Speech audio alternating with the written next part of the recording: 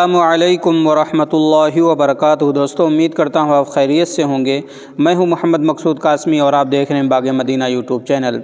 दोस्तों, social media के ज़रिए आप हज़रात को पता ही है कि सारस और मोहम्मद आरिफ की दोस्ती कितनी मशहूर हुई और रातों रात सोशल मीडिया के ऊपर मोहम्मद आरिफ और सारस सुपरस्टार बन गए। अब मोहम्मद आरिफ जो है वो किसी मुसीबत के अंदर फंस गए हैं। अब देखते हैं कि आगे क्या होता है और आप हज़रात को मैं बतलाता चलूँ कि पूरा क्या मामला है।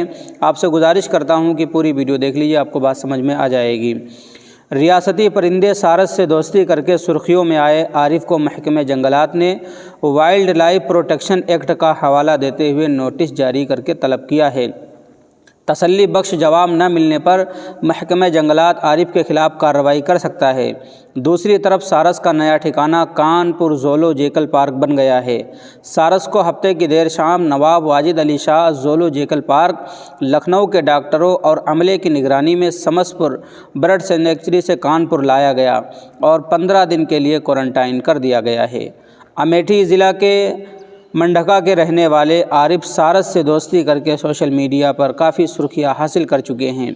समाजवादी पार्टी एसपी के सदर अखिलेश यादव गुज़िश्ता 5 मार्च को सारस और आरिफ की दोस्ती के बारे में करीब से जानने के लिए आरिफ के घर पहुंचे और उन्होंने ये मालूमात ट्विटर पर तस्वीरों के ज़रिए शेयर की थी। यहीं से आरिफ के लिए मुश्किलात शुरू हो गई। 9 मार्च को सब डिविजनल फास्ट ऑफिसर ने आरिफ को नोटिस जारी कर दिया। अभी ये नोटिस आरिफ तक नहीं पहुँचा था। 21 मार्च को चीफ कंजर्वेटर ऑफ फॉरेस्ट के हुक्म पर रियासती परिंदे सारस को आरिफ से अलग करके रायबरेली के समसपुर बर्ड सेंचुरी पहुंचा दिया गया। आरिफ अभी इस दर्द से संभल भी नहीं पाए थे कि अब महकमे जंगलात के गौरीगंज रेंज के assistant forest guard Ranvir Mishra का जारी करदा नोटिस सोशल मीडिया पर वायरल होने लगा।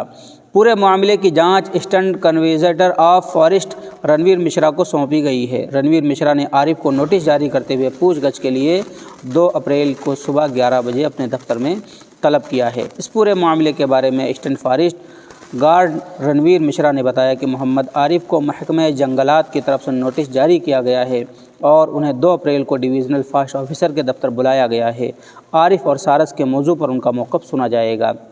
तो दोस्तों, ये था पूरा मामला कि आरिफ हम मुसीबत में फंस गए हैं। देखते हैं दोस्तों आगे क्या होता है। सारस इन्हें मिलता है या आरिफ के ऊपर कोई कार्रवाई की जाती है। जैसा भी होगा आप हज़रात को बतला दिया जाएगा। अब आप हज़रात का इसके मुताल्लिक़ क्या कहना नीचे कमेंट कर दीजिए और पहली बार अगर चैनल पर आएँ तो बराए मेहरबानी सब्सक्राइब कर लीजिए। चलिए दोस्तों, फिर मिलता हूँ इंशाअल्लाह जल्दी किसी नए वीडियो में किसी नए टॉपिक के साथ। अस्सलामु अलैकुम वरहमतुल्लाहि वबरकातुहू।